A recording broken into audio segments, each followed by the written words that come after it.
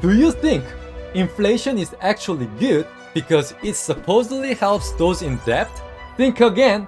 You might have been brainwashed by the Matrix. Here is why. Imagine you are playing SimCity, a game where you build and manage your own city. When you are building your city and you choose to borrow a lot of money to make things faster, at first, things look great. Lots of buildings come up and your city gets big quickly. But later, your SimCity faces a problem with prices going up because you used too much money too fast. When prices start to going up in the game's bank might raise the interest rates. Why do they do this? It's because when there's a lot of money but not enough things to buy, prices increase. That's what we call inflation. So the banks increase the interest rates to make people want to save their money instead of spending it. They do this to slow down how fast the economy is growing and try to control the inflation. Now, in your SimCity, when the interest rates go up, it becomes more expensive to borrow money for new projects. Your city's budget gets tighter, and you might even struggle to repay the loans you took out.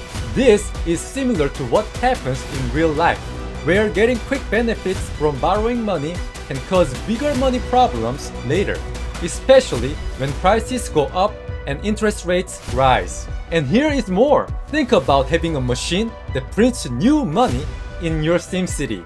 You use this new money for big projects or to pay the companies that build the stuff.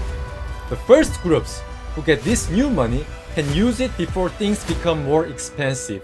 But later, as this money spreads to everyone, prices rise. So the people who get the money last find out they cannot buy as much with it as they could before. This shows that making more money first benefits those close to the money machine, like banks or big companies. And it's bad for regular people who save or work because their money gets worth less over time. Making more money in games like SimCity or even in real life might look like a good idea to help people pay off their debts with money that's worth less. But this actually makes interest rates go up, so later it's more expensive to borrow money. Also, when new money comes out, not all people get the same benefit. The ones close to where the money comes from, like big companies or banks, get to spend it first and get the most out of it, while everyone else finds things more expensive later. This can end up making rich people richer and poor people poorer, making the gap between them bigger. Now, imagine using Bitcoin in SimCity. Unlike the endless money printing that causes inflation, Bitcoin has a hard cap. There can only ever be 21 million Bitcoins. No one cannot create more Bitcoin beyond this limit. Why is this important for our SimCity? First, because Bitcoin is rare, it's a good way to keep your money valuable over time. In a situation where the game money might become less valuable because you made too much of it, Bitcoin stays valuable. It's like having a kind of money that stays strong in value, even when other things don't. In the real world, making more money can make things cost more and make it tough for people to pay off their loans. But Bitcoin is different. There's no central power to decide to create more Bitcoin.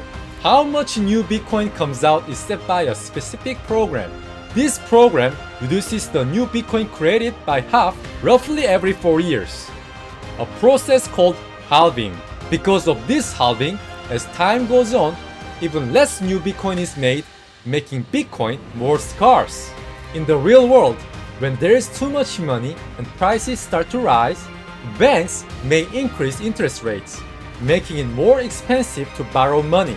However, the way Bitcoin creates new Bitcoin is fixed and unchangeable, avoiding the need to raise interest rates to control prices. This stability makes Bitcoin's value more predictable and not influenced by decisions to print more money.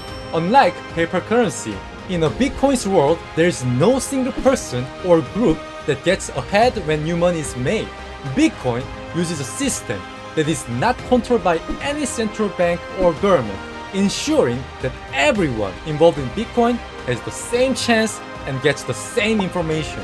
When Bitcoin is created or mined, it isn't given to just a select few people first.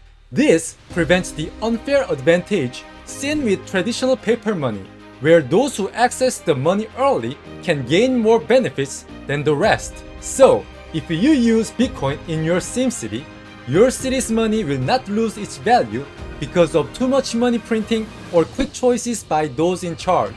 Bitcoin maintains its value, protects people who save their money, and makes sure money is shared in a more equal way because nobody has the power to control it. So, Bitcoin can make the economy in SimCity more stable, and also in the real world too. It tackles problems like rising prices, high interest rates, and the unfair advantage of being close to money printer. Because Bitcoin is digital money that is predictable, has a fixed supply, and is distributed in a fair way. So, inflation is actually really bad for you. That's the secret of inflation that the Matrix doesn't tell you. Now, you don't have to subscribe or hit the like button. However, I will upload videos about the secret of Bitcoin and money to help you escape the Matrix. Let's escape the Matrix together!